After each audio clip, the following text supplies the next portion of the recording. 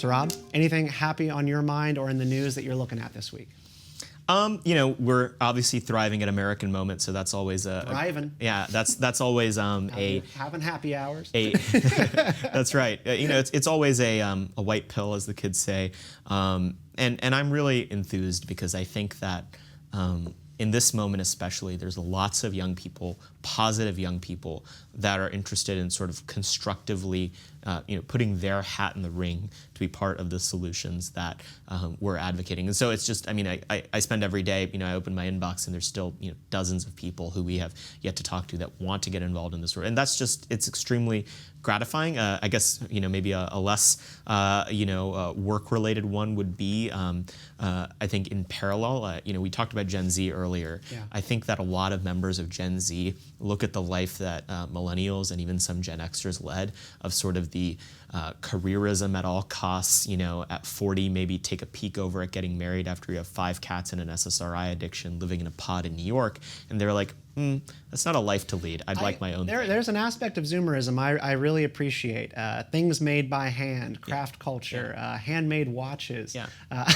And this is maybe a little bit too far, but we went to Target the other week. My wife wanted to get something to wear for a dinner that we were going out to. We could not find a single thing that was pretty and summery in Target that did not look like it came from Little House on the Prairie.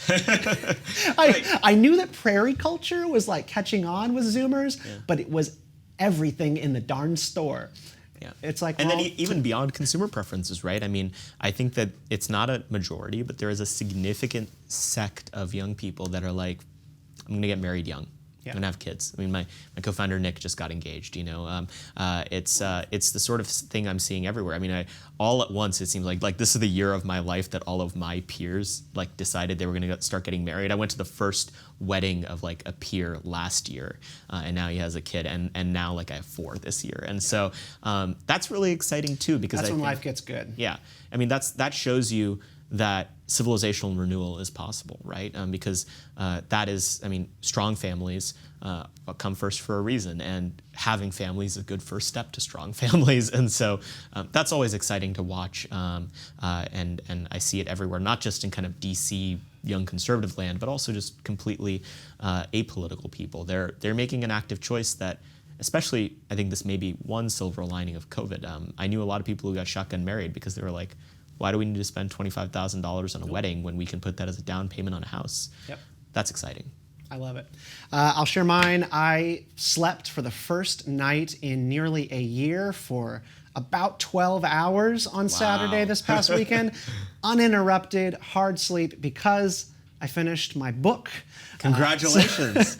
I've got a book coming out in October of this year. It is called How the Force Can Fix the World, Lessons on Life, Liberty, and Happiness from a Galaxy Far, Far Away. Your boy loves Star Wars. That's great. So I started this book. I started the outline over a year ago, and I've been writing the book hard for about 6 months. And when you are writing a book, you just can't sleep. What was the approach? So I think once Matt Iglesias had a great piece of recommendation, which is that every day, write only so many words, and then stop literally on the word that you can write up to. That way you'll always have a sentence to finish when you start up the next day. I've never heard that. Yeah. So what was your strategy to actually manage it? Because I'm a procrastinator. Yeah. I have a hard time.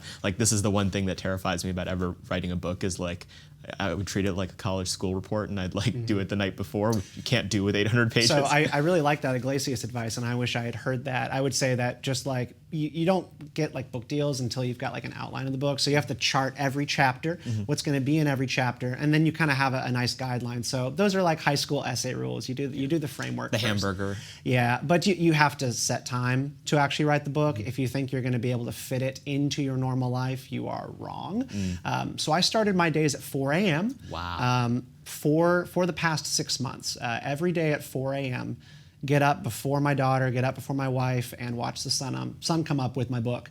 And that comes at a cost, which is when you go to sleep at night, you have to get up at 4 and you can't turn your mind off, and you just don't sleep well. But you get that dedicated time every single day.